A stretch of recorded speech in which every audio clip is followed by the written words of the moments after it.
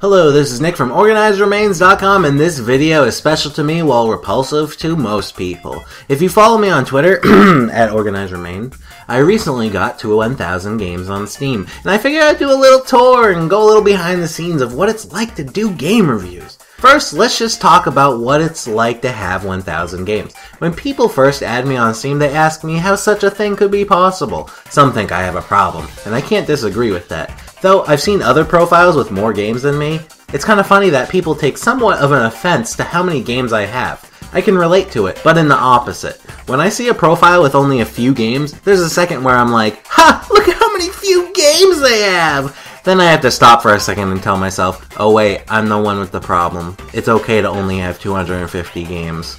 Before I start, I just want to say having 1,000 games is a great thing and can be overwhelming at times. I still get that classic gamer feeling of, oh, I have nothing to play. I'm currently family sharing with my brother, and when he got access to all my games back when it was at the 750 game mark, he was very overwhelmed as well, that he had access to all these games. I just remember watching him scroll through all the games and not saying, wow, thanks for all the games, but saying, I think you have a problem. Enough with that. Let's start talking about the games I have. First one I want to talk about is 1000 Amps. It's one of my favorite indie games, and it came by complete surprise since I never heard of it until it came out on Steam. It even placed in my top game list of 2012. Fun game that I recommend to you. Next is 8-Bit Commando, which has a special place in my heart. It's the first game where I got a review copy. At the time I had been doing reviews on YouTube for 2 years, and the developer messaged me asking if I was interested in reviewing his game. Such a great feeling, and I felt proud of myself. Of course, then the fear of having to play it came to me where I worried if the game would be good or not, knowing that the developer was going to see this review. Luckily, the game turned out to be fun and got a good review, though later on I did receive review copies on bad games and had to give it a poor score. Luckily, game developers have been kind to me so far, and have even thanked me for the honest review. Even on occasion, the developers fix what I complained about, and I update my review for a better score. Back to 8-Bit Commando though. I find it funny because I gave the game a good review because I enjoyed it. I remember someone saying to me in the comments, or sent me a message accusing me that I got paid to give it a good review. I just rewatched the review. It's not my best review I've done, and I said stuff that I wouldn't say these days, like all the parts about making fun of gamers of today using motion controls, pretending that I'm better than them. Still though, I find it funny that someone thought I was popular enough to get paid to do good reviews on an indie game. Moving on to Bad Rats. This is the first game I remember getting on sale on Steam. I think it was around $1, and is the starting point of my Steam sale addiction. I even reviewed the game where I even explain what Steam is, and that it has some good sales sometimes.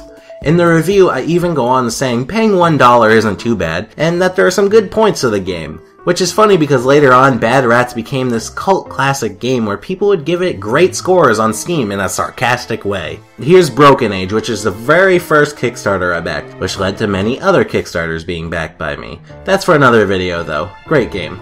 Oh boy, here's Dead Island. Many dislike it, but I loved it. It's the first game I've ever played on a gaming PC. I was working in a warehouse at the time, and one of my coworkers slash great friend of mine was talking about his custom-made PC. I had always wanted a gaming PC, and long story short, I got the parts and he built me my first gaming PC. Maybe that's why I love Dead Island, since I could play it at the highest setting?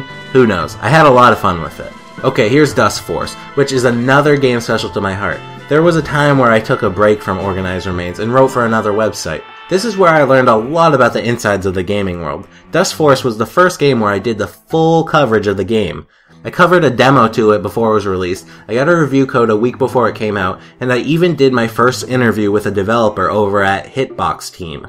It's also a great game. The Half-Life series is the first games I ever got on Steam. I got a collection called the Holiday Collection at the store, and it's what got me to get a Steam account 9 years ago. Rock of Ages is the next one I'm pointing out because it's the first Let's Play I ever recorded successfully and published. I tried before with the Price is Right on the Wii, but it came out horribly. I tried for the setup like the Let's Players Video Game is Awesome, with a camera pointed at my friends and I. We weren't entertaining, the game sucked, and the quality overall was terrible. So it never got finished. Rock of Ages though did make it through. Let's Plays are interesting to me because I prefer written scripts over improv. Let's Plays are what people like these days though, and I try to do them once in a while. I can find them to be fun if I'm in the right mood to do them, and it really helps if I'm doing the Let's Play with someone else. Serious Sam Double D XXL deserves a shout out since it was my first game review code I got from a publisher for Steam. Also the first review I ever wrote for another site rather than Organized Remains.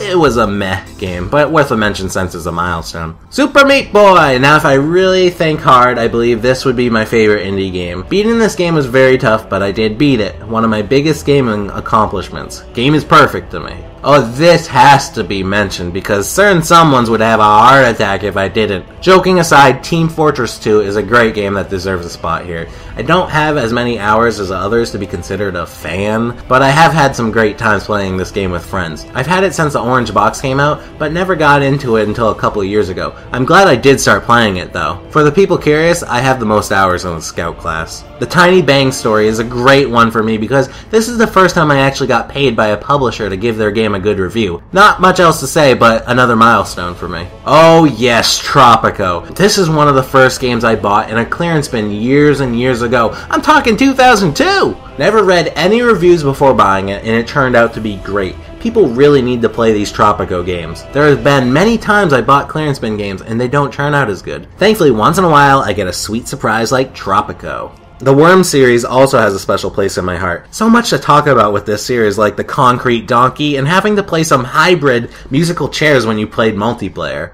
Another video sometime? Uh-oh, we're coming to the end. You do know I was joking about the Tiny Bang story, right? Oh, You Don't Know Jack is another game I had way back when, but not too much to say. It's fun trivia and a fun memory to think about. One of the few games that worked with my crappy PC back in the day. That and Who Wants to Be a Millionaire. Alright, let's finish this video up with everyone's question that's on their mind. How did I get all these games? Well, mainly from indie bundles and Steam sales. Sure, some of them were review codes, but the thing is, these review codes I received ended up being in bundles later on that I would buy for other games, so I would have had them anyways. Now to your second question. Nick, will you send me your Steam name and password so I can family share with you? The answer to that is no thank you. Alright, you made it through the entire video, which either means you're subscribed to me or that you are not subscribed to me, but like the video enough to watch it all. In the later case, you should subscribe to Organized Remains. This is Nick from OrganizedRemains.com.